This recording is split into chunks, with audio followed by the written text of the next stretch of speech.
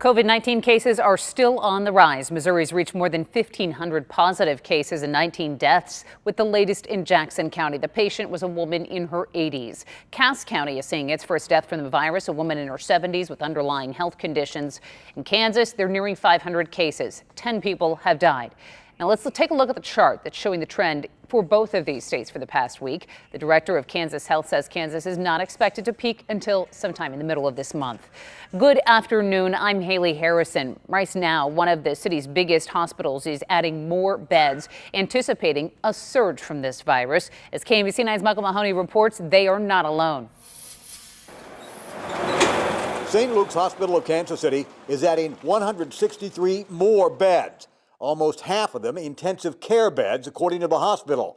And other area facilities are considering the same thing. Yes, all of the hospitals are looking at their ability to increase surge capacity to take care of more patients. Hager is one of the leaders of the Regional Council on Health Care. They are meeting frequently, assessing hospital bed capacity in the metro. We had him take off the mask he wears daily for this interview. The University of Washington projects the COVID death peak in Kansas comes later this month. And the Missouri peak is projected for mid-May now and has been sliding out further. Right now, because other procedures have been postponed, Hager says there's adequate bed space. So why are they looking for more beds? We're anticipating that over the next couple of weeks, we may see a spike in volume. And Missouri is now looking at places like the Silverstein Arena in Independence, and the Hy-Vee Arena, formerly known as Kemper, has alternate care sites if it comes to that. If they're setting it up and using it for non-COVID related patients, that would help take the demand off the hospitals. They're looking at those sites. They have not yet decided to use them. Right now, the virus spread is trending downward in Kansas City. However, that will only continue if people continue to stay at home and social distance. And Hager is worried that people are starting to relax. Michael Mahoney, KMBC 9 News. The metro-wide stay-at-home order remains in effect through April 24th. Temporary hospitals are popping up all across the country. One of the latest is in Detroit at the TCF Convention Center. Numbers in Michigan have jumped to 6,000 cases. It'll take workers about a week to transform this convention center into a temporary hospital. It'll hold 900 patients on 2 floors. The Kansas City Fraternal Order of Police calling for the availability of COVID-19 testing as well as personal protective equipment for officers in the field. KMBC 9's Kelly Gibbs reports FOP leaders are calling the lack of resources frustrating.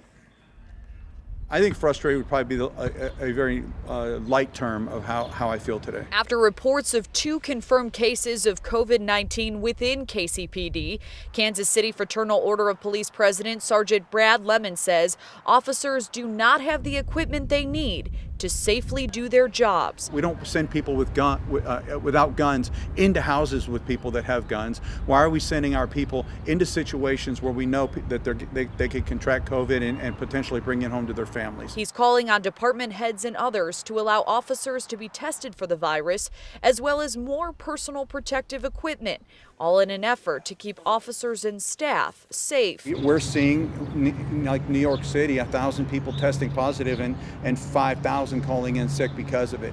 You know, we don't want to see that here in Kansas City. Right now, Sergeant Lemon says some masks have come in, but not enough. And to date, no COVID-19 tests have been made available. Our reality is that we don't know how many people we actually have on the police department that may have this. Well, I think there's multiple levels of frustration at this point. I think there'll come a time for dissection and find out exactly what failures there were.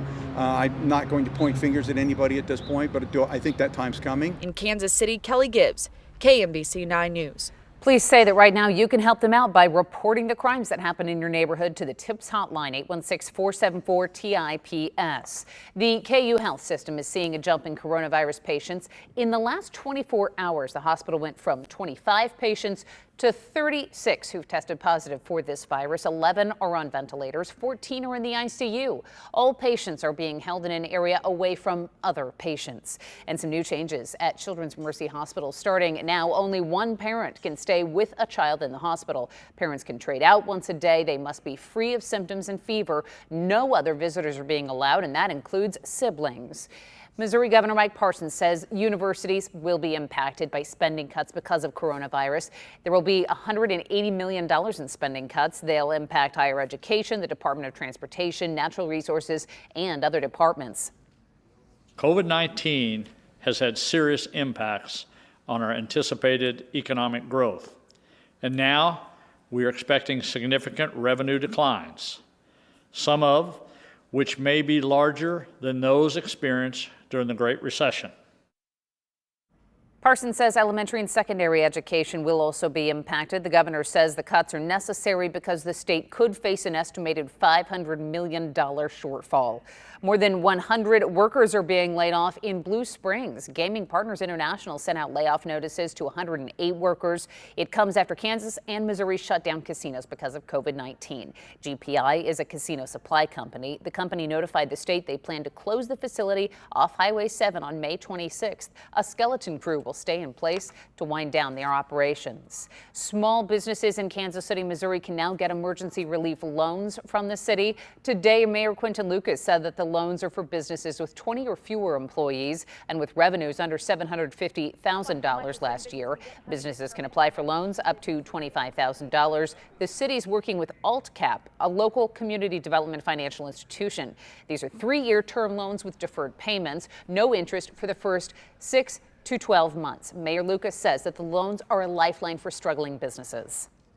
We recognize not only that the crisis will impact them now, next month, but perhaps there are some businesses that may not have the chance to open again if they can't get good cash flow. This is part of a larger metro-wide relief fund offering small businesses loans of up to $100,000. More information about both programs is online right now at KMBC.com. The stock market plunged nearly 1,000 points today as the number of coronavirus cases continues to rise. KMBC 9's Sally Kidd is in Washington, where more states are telling residents to stay home.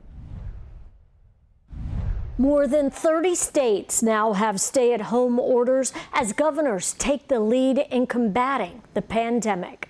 As healthcare workers in coronavirus hotspots grapple with a surge in cases, the White House is resisting calls for a nationwide stay-at-home order. Florida's governor now the latest to tell residents statewide to stay inside. Even though there's a lot of places in Florida that have very low infection rates, it makes sense to make this move now. Vice President Mike Pence urging Americans to follow federal distancing guidelines. If all of us continue to do our part, and that is by sometime in early June, we could well have the coronavirus largely behind us. In Congress, House Democrats are drafting another massive relief package with a heavy focus on infrastructure spending. We'll include an extra investment for the community health centers that are the front lines of our fight against the coronavirus. Meantime, the Pentagon is facing heat for prohibiting the captain of the USS Theodore Roosevelt from moving thousands of sailors into quarantine on shore. Nearly 100 have tested positive for the virus and are being isolated in Guam. The rest remain on the ship. This ship has weapons on it, it has munitions on it, it has expensive aircraft, and it has a nuclear power plant. It requires a certain number of people on that ship. Well, the Navy says it is deep cleaning the aircraft carrier and accelerating testing of the thousands who remain on board. In Washington, I'm Sally Kidd. In other action, the U.S. Coast Guard has directed all cruise ships to treat sick passengers and remain offshore. And tonight, as many of you already know, rent and mortgage payments are due across this country. The first day of the month brings the heartbreaking reality. Thousands of people will not be able to pay. Several have lost their jobs. It puts landlords, banks, and tenants in a tough situation. I got a text message this past weekend, asked, will money be available? And I just have to be honest with her. I've told you the week prior when I got laid off, that I won't have it. And coming up on KMBC 9 News at 6, we're going to have more of Ashley's story and what a group of tenants is demanding from Missouri Governor Mike Parson.